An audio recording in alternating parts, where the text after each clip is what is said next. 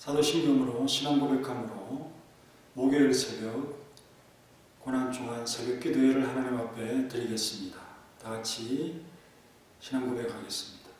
전능하사 천지를 만드신 하나님 아버지를 내가 믿사오며 그 외아들 우리 주 예수 그리스도를 믿사오니 이는 성령으로 잉태하사 동정녀 마리아에게 나시고 본디오 빌라도의 유권을 받으사 십자가에 못 박혀 죽으시고 장사한 지 사흘 만에 죽은 자 가운데서 다시 살아나시며 하늘에 오르사 전능하신 하나님 편에 앉아 계시다가 저리로서 산자와 죽은 자를 심판하러 오시리라.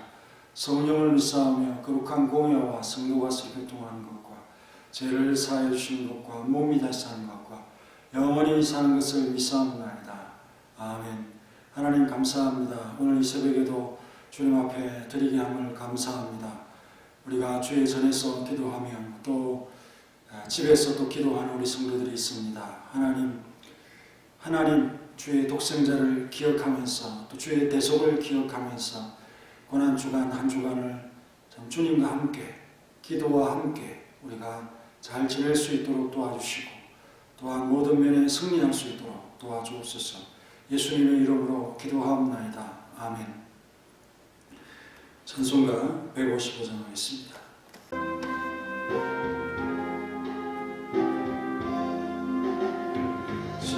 십자가 지고 주님 가신 길 붉은 피 흘린 고난의 길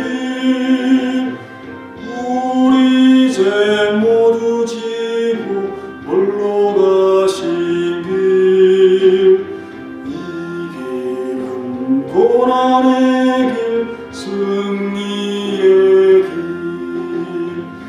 멸시와 천대 받고 가는 길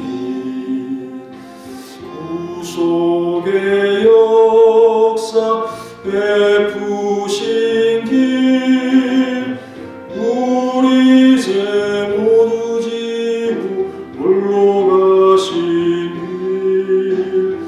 이 길은 고난의 길 승리의 길 골고다 언덕 주님 가신 길 우리의 구원 이루신 길 우리 죄 모두 지고 홀로 가신 길 이 길은 고난의 길 승리의 길. 아멘. 오늘 말씀은 누가복음 22장 35절로 38절의 말씀입니다. 35절 말씀 읽겠습니다. 그들에게 이르시되 내가 너희를 전대와 배낭과 신발도 없이 보내었을 때에 부족한 것이 있더냐 이르되 없었나이다. 이르시되 이제는 전대에 있는 자는 가질 것이요 배낭도 그리하고 금 없는 자는 겉옷을 팔아 살지어다. 우리 주님께서 마태복음 10장에서 하신 말씀이 있습니다. 너희 전대에 금이나 은이나 동을 가지지 말고 여행을 위해서 배낭이나 두벌옷이나 신이나 지팡이를 가지지 말라. 이는 일꾼이 자기 먹을 것 받는 것이 마땅함이라 라고 가르쳤습니다.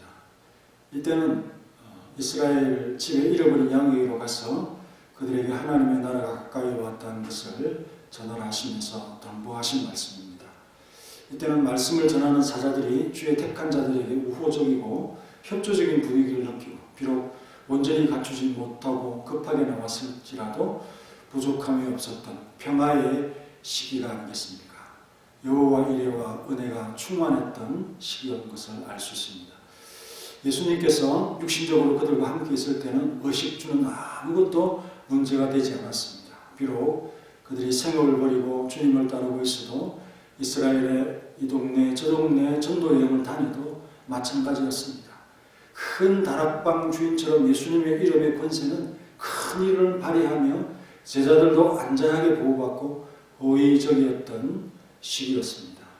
하지만 이제는 본토 이스라엘에서 심각한 박해의 시기를 경험하게 될 것을 예고하고 그것에 대한 준비를 하도록 긴장감을 불러일으키는 말씀을 그렇게 말씀하신 주님께서 이제는 배낭도 금도 전대도 다 가질 것을 말씀하고 있습니다. 비록 이 말씀이 상징적이라도 속히 혹은 멀리 장기간 도피할 경우가 아니라면 꼭 필요한 준비물은 아닌 것입니다. 또한 위급하고 위험한 일을 당할 수 있기에 금도 준비하라고 하시니 그 긴장감은 엄청나게 높아지는 것이죠. 심지어 그 금은 그도 야외 활동을 위해서 꼭 필요한 것이죠.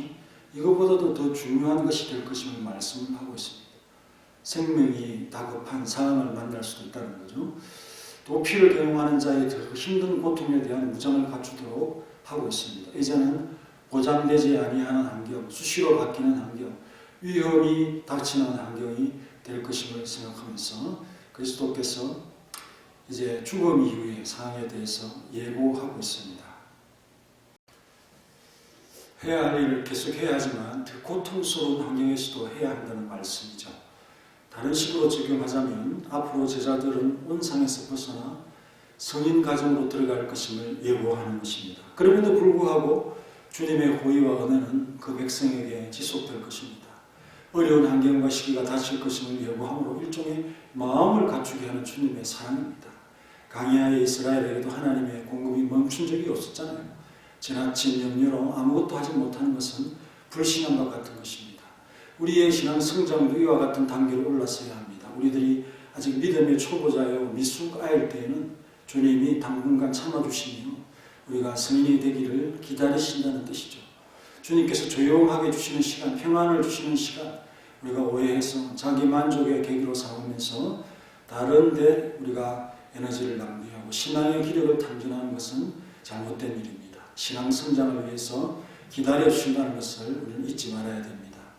그리스도께서는 오늘 신병이면서 풋내기인 우리를 최전방으로 보내시고자 하는 참 처음 언급을 하고 있습니다. 정상을 참작하시지만 그것은 전쟁터로 보내기 전에 무장과 능력에 있어서 훈련을 시키는 의미의 있으라는 점을 확실히 하면서 주님께서 지금도 우리의 삶의 또 신앙의 성숙을 기다리고 있음을 잊지 않는 우리 사랑하는 성도들이 되시기를 간절히 바랍니다. 그리고 코로나 사태로 참 잠잠한 이런 상황 속에서도 우리의 신앙의 칼날을 결코 무디게 해서는 안 된다는 것을 기억하시면서 기도 열심히 하시고 말씀 풍성히 보시고 또 교회를 향한 마음을 잊지 않으시며 가정의 어떤 이 신앙 간의 개인적인 신앙들을 항상 점검하시는 우리 사랑하는 성도들이 되시길 바랍니다. 그의 이유를 설명합니다. 이사야 53장 12절 말씀을 인용하고 있습니다. 37절에 내가 너희에게 말하노니 기록된 바 그는 불법자의 동류로 여김을 받았다 한 말이 내게 이루어져야 하니 내게 관한 일이 이루어져 가느니라 라고 했습니다. 12절에 이는 그가 자기 영혼을 버려 사망에 이르게 하며 범죄자 중 하나로 헤아림을 받았습니다 라는 말씀의 인용이지요. 범법자 같은 시력을 받았습니다. 우리 예수님은 빌라도 법정에서 빌라도가 죄가 없다고 말하려고 했던 분 아닙니까? 그럼에도 불구하고 불법자의 동료로 취급을 받게 됩니다. 그래서 죽게 되어지는 그리스도에 대한 예언의 말씀이 성취되어진다는 말씀이죠. 이러한 주님의 대속 사건을 보고 제자들이 결코 낙심하고 두려워하지 않게 되는 것은 이것이 택한 자들의 구원을 위한 하나님의 정하신 길인 것을 알 때에 낙심하지 않고 두려워하지 않을 수가 있는 것입니다. 그런데 이 예언의 말씀이 제자들 가까이에서 이루어지게 되면서 어떤 이 진동이나 소음을 너무 크게 경험할 수 있다는 이 사실이죠. 그것을 예고하고 있는 말씀입니다. 그 상황은 마치 전대와 배낭과 금을 가져야 되는 극도의 위기 상황을 초래하게 되는 것이죠. 그런데 이 말씀을 어리석게도 제자들이 좀 다르게 이해하고 있습니다. 실제적인 것으로 그렇게 그것을 받아들이게 되어지는데 물론 실제적이지만 38절에 보면 그들이 여짜오되 주여 보소서 여기 검 둘이 있나이다. 대답하시되 족하다 하시니라.